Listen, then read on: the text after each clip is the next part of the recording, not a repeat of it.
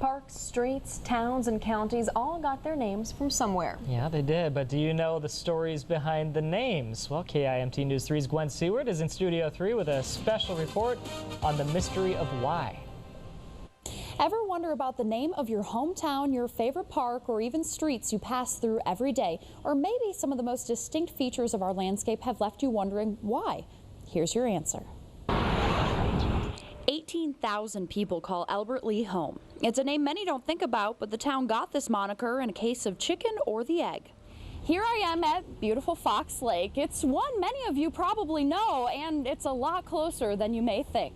Born in Tennessee, Colonel Albert Miller Lea surveyed Fox Lake in 1835, and for a job well done, the engineer got the body of water renamed after him, and then the town took his name as well 2 decades later.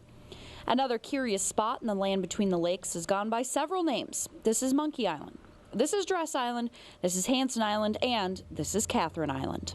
Gas Hansen lived across from it when it was called Hansen Island, and then more recently Mr. Dress donated the land to the city, and so now it is known as Dress Island. So, you know, things do change with time. Another source of pride for Albert Lea is their Danish blood, or scales. So why is the Little Mermaid making a splash? She's here to resemble the one in Copenhagen's main harbor. The park was established by the same European transplants proud of their ancestry. That tie travels south and east to the town of St. Ansgar. It's Danish too. Not this Danish, but this Danish. St. Ansgar is the apostle of the north and was a French Benedictine monk named the patron of Scandinavia. Head west and you'll go through Worth County, where a manly man traveled down Highway 9 and married a fertile woman. That's a North Iowa legend that many locals say still lives because it probably has happened. That's simple. So we know who Albert Lea is, but who the heck is Charles and why does he get a city?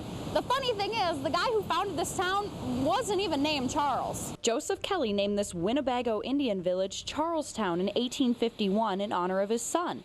He was informed there was already an Iowa town with that name, so it was switched to St. Charles and then Charles City, America's hometown as we know it today.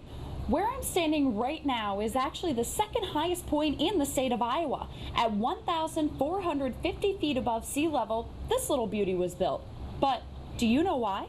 The observation tower was part of a 1934 project for the Civilian Conservation Corps, all part of the New Deal era. It put local unemployed and unmarried men to work. For the earliest of settlers, the knobby hills of the 700-acre area were like pilots in the otherwise flat terrain. The lumps and bumps come from the last ice retreat about 15,000 years ago, dropping off glacial erratics of igneous rocks that come from hundreds of miles from here. Same thing happened a little further south. A few people might know where I am right now. I'm standing in front of one of Iowa's very first imports. This infamous hunk of Norris Springs granite is actually a glacial cast-off, and now it has its own curb. Boulder Park was founded in 1869 by Edson Gaylord. The big rock from prehistoric Minnesota stayed for an uncomplicated reason. He liked the way it looked. There are, of course, other popular meeting sites in North Iowa. Long Beach, State Park, Oakwood, Bayside, PM Park, Dodges Point, and Tanglefoot. Wait, Tanglefoot? It's not as unusual of a name as you may think. This bay area of Clear Lake got its nickname because the underbrush was so thick you'd get your foot tangled if you walked through it. The popular Girl Scout camp also chose to go through a name change from Gay Wood to Tanglefoot to better resemble the area they're in. The camp sits on the edge of Cerro Gordo County, also known as Fat Hill County, for those of you who know habla español. So why this Spanish name in a land without many fat hills at all? It's named after the Battle of Cerro Gordo during the Mexican War. A lot of Iowa troops, that was right after Iowa became a state at the same time as the Mexican War, 1840s. Just 7 years after statehood, John Long platted out the city of Mason City. It actually already existed, but he combined 2 towns.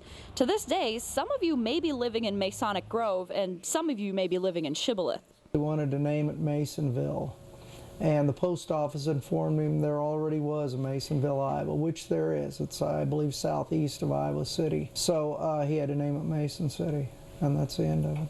Like the county, the city wanted to pay some dues too. So after creating Federal Avenue, they put streets heading east in the order of when they came into statehood. Delaware, Pennsylvania, New Jersey, Georgia, and so on. Federal Avenue essentially splits the town of Mason City in half. Going that way, you got states. Coming this way, you got presidents. But that's where things start to get a little bit tricky. One of our most noteworthy presidents is noticeably missing. Washington, Adams, Jefferson, Madison, the streets head west. But where is Leader 16? Old Abe Lincoln. He doesn't even get a street. The city says they don't really know why Lincoln Street is missing, just that it was probably planned out, but once houses were numbered with new street names in 1916, a Lincoln never went in and they didn't want to change it. FYI, for those of you living on 15th Street Southeast, you actually do live on Lincoln Street, in pre-1914 Mason City at least. So really, what is in a name? If you can't pronounce it, that may be a problem. Mower County. Mower County. This is Mower. It's spelled like my lawnmower, so I'm going with mower. Mower. How are you supposed to say it? The Historical Society assures us that the county is named after territorial legislator John Mower. So maybe all of us Mower pronouncers are really just dreaming of this Mower. But either way, you can still call it home. Well, I've lived here all my life, and it's always been Mower. Freeborn County is definitely easier to say, but it actually got its name from someone who never lived there. The county was created by a territorial act in 1855, so William Freeborn, a Minnesota legislator serving at the time, got to attach his moniker. He's actually from Ohio. And if you want to uncover some mysteries in your own backyard, just head to our website, KIMT.com. We have links with this story to area historical societies.